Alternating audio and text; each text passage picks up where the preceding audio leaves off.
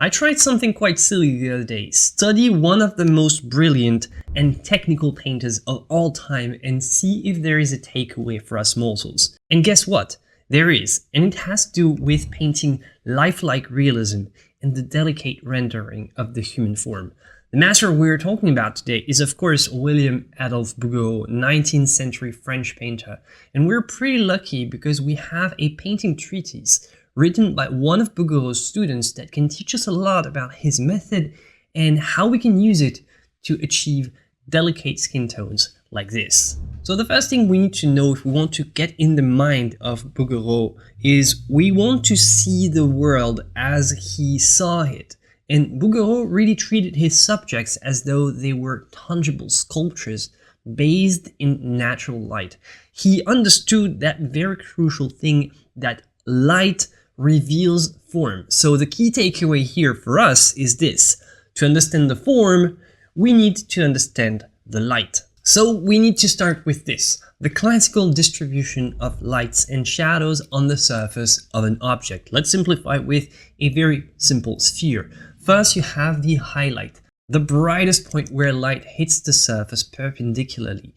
In Bouguereau's work, these areas are often carefully restrained to avoid to create an artificial or a kind of a shiny, kind of greasy appearance. So you want to smooth this out very carefully so that the highlights are present, but that they're not too visually disturbing. Next, we have the halftones, and you see the halftones, there is a lot of variety in the halftones. You have both the lights, the medium, and the light halftones. And this is the area where the surface really begins to turn away from the light, creating a softer, more muted brightness. And the key here for Bouguereau's very smooth style is to achieve a nice transition from the light all the way to the dark shadows and creating a seamless blend. Next, we have the core shadow, which is the darkest area right there, which is composed of reflected light and also this very important one, the terminator or bedbug line. In Bouguereau's work, we often notice that the shadows are much less dark than what we have in this illustration. So you have less contrast between the shadow areas and the light areas. And also you play with reflected lights, creating warm and cool undertones to bring a lot of variety and make the shadows populated with a sense of light atmosphere. And finally, we have the cast shadow, which is an area that is projected on another surface. In most of Bouguereau's paintings, the shadows are soft-edged and harmonious with the lighting of the scene. So to preserve this sense of elegance and softness and roundness, you never really find those hard edges to the shadows. So now that we understand how the light is distributed, we need to understand how it's unified and integrated into a harmonious whole. And in this demonstration that I painted live, a study after Bouguereau's painting, we tile this painting little by little, and we start with the shadows and we try to connect them to the highlight without creating any harsh or abrupt changes in the values. We really tried to have a nice gradient between the shadows and the lights. Look at the gentle curves on the cheeks, the roundness on the forehead in this work. It's incredible. The light just flows seamlessly from highlight to shadows. So for that, you're going to need soft brushes, delicate rounds, sables would be perfect, or soft synthetic. You can even keep your old splane brushes to use as kind of blending brushes. I usually don't recommend fan brush too much because I think a fan brush is kind of overkill, but a nice old splane brushes might be soft enough to create those delicious transitions and soft blends. As you know, on this channel, you're not simply supposed to watch me paint. You're encouraged to follow along and learn with us. That's the idea of the Atelier of Figurative Art. You can find the resources and the models to paint along if you want. And if you need to know more, you'll find the links to my oil painting courses in my Patreon. As we said, our assignment today is a feet study, and we're copying one of Bouguereau's details. We have transferred the drawing, and then we try to replicate the smooth skin tone transitions and study how to achieve realism through gradation. slowly. And with this exercise, we take our time. We practice creating seamless skin tone transitions and practice softening and sometimes, when needed and only when needed, sharpening edges around the form to really get this three-dimensional look, yet super realistic and lifelike. The key to Bouguereau's work is the color that's integrated in the lights and shadows. Bouguereau really integrated the temperature shifts to enhance the realism of his lights and shadows. The warm lights, the cool shadows, sometimes the cool lights, the warm shadows, playing with this balance and interplay. In his work, areas lit by warm light generally transition into cooler shadows, and inversely, which creates a dynamic interplay that mimics the natural lighting and the kind of contrast that you get between lights and shadows. You play with warm and cool, and you get a lot of variety and subtlety in those skin tones. One thing that's super important to mimic natural lighting is to preserve the local color even in the shadows. Even in the shadows, the local color is generally preserved so that it remains vibrant and it remains very visible. See, if you look at this palette, it's not too dark, and really we're far from the darkest kind of shadows that we can get. We never get anything like this in Bouguereau's work. It's much more subtle. We never really have this. It's more something like this, very subtle gradations, and really what matters is that they transition very smoothly from one to the next. Really, that's the key in Bouguereau's work, is how soft and nicely blended the transition is between all the skin tones. So now that we understand light, let's see how this transfers to representing it with paint and how we can model the illusion of form on our canvas. William Bouguereau was a master at modeling with gradation. He was able to render lifelike figures with an almost ethereal softness. And we need to understand the concept of gradation if we want to understand the mindset of a painter like Bouguereau. Gradation refers to the gradual transition between values, light to dark, or colors or hue, warm to cool, or hue shifts. And in painting, it is key to creating soft, natural forms that appear to curve and recede in space. It implies the seamless integration of highlights, midtones, and shadows, where they all softly blend into each other. It creates depth and realism, and it avoids the harshness of an abrupt tonal change. Bouguereau's modeling with gradation was very meticulous, and he achieved this with smooth transitions.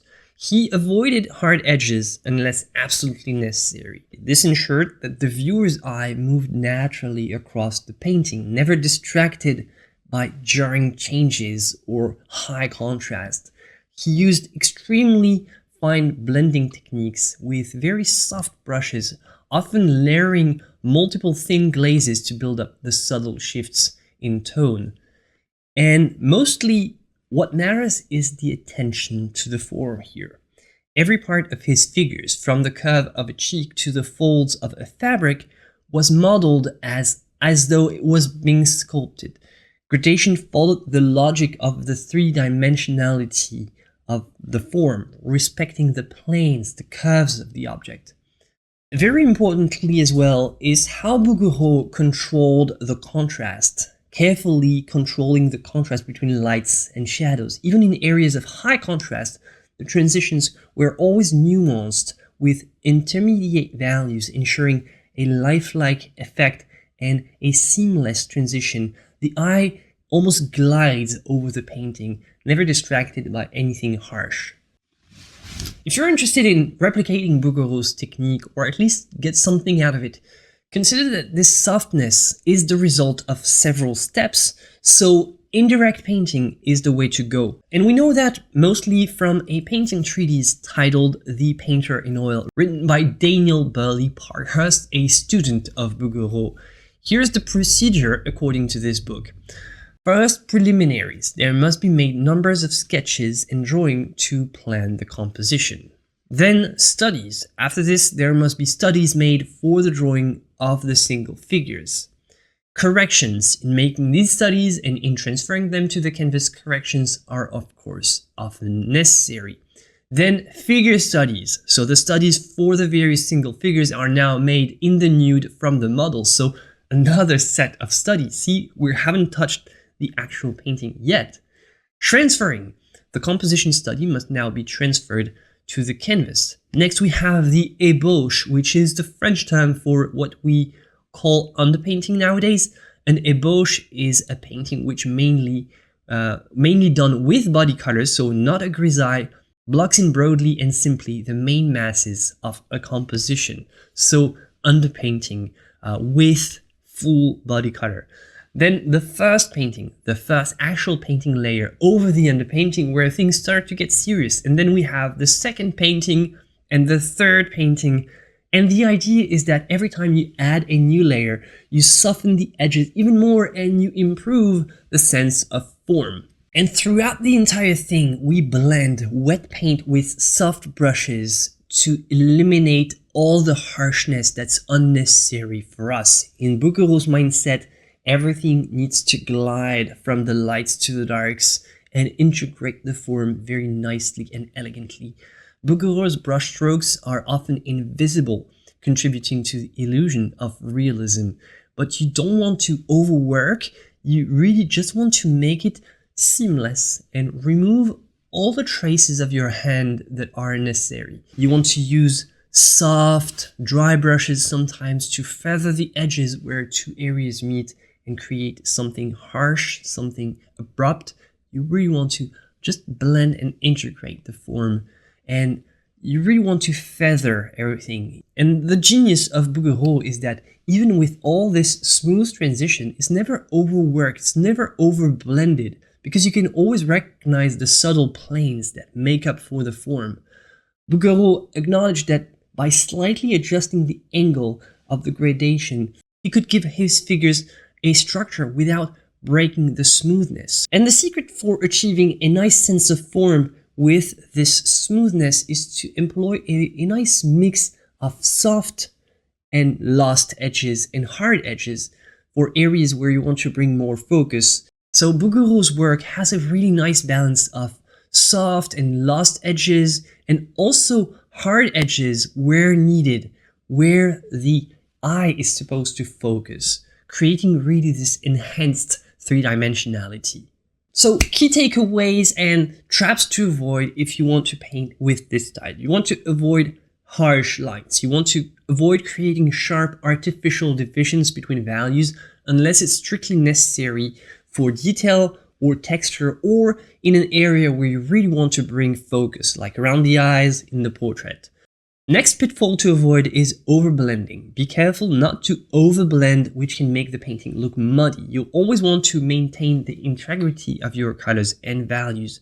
Even though I said that blending is super important, you want to always keep the control of your colors and go back to your palette as often as possible to pick up some fresh paint and blend with fresh paint instead of blending with a dry brush. This is a super key thing. You don't want to overblend with a dry brush and exhaust the paint out of all its vitality. You want to go back to your palette as often as you can, pick up some fresh paint and blend with this, with a nice soft round brush. Create those beautiful transitions that always bring more color, more vibrant undertones, and never make the paint look muddy. Overblending is when your painting has been touched and retouched so much that the colors start to sink and lose their vitality and become muddy. You want to avoid that by going back to your palette as often as possible. So final word, Bouguereau treated every stroke as a part of a larger sculptural whole. His gradations were not just technical, but also deeply poetic. By studying this technique, painters, even beginners, can elevate their understanding of how gradation shapes the viewer's perception of form and space. If you want to watch another video with a cool exercise that you can start doing today, you can click on this video. I'll see you for the next one, my friends. As always, joy and inspiration to you. Bye.